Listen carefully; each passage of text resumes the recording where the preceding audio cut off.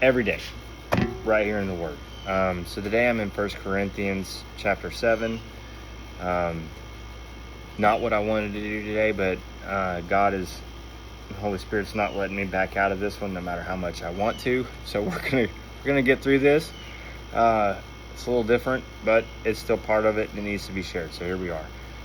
I will be leaving out one word that starts with an S and ends with an L about marital relations, because I don't want to get banned. So here we go. Now, in response to the letters that you wrote about it is good for a man not to have relations with a woman, but because immorality is so common, each man should have relations with his own wife, and each woman should have relations with her own husband.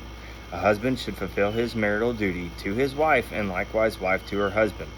A wife does not have the right to her own body, but her husband does. In the same way, a husband does not have the right over his own body, but his wife does.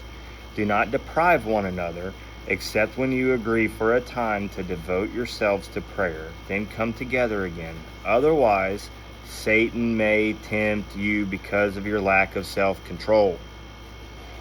I say this as a concession, not as a command. I wish that all people were as I am, but each has his own gift from God. One person has his gift and another has that.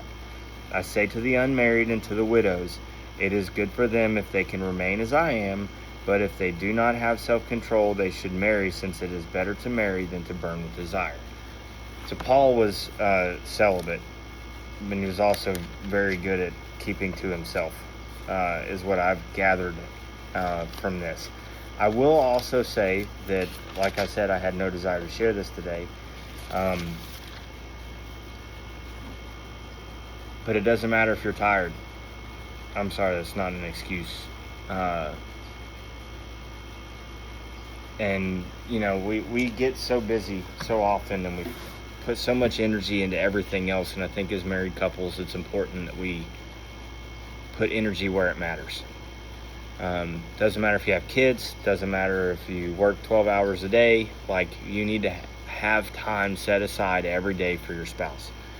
You know, and pray together and be together and spend time together in more ways than one. It's important.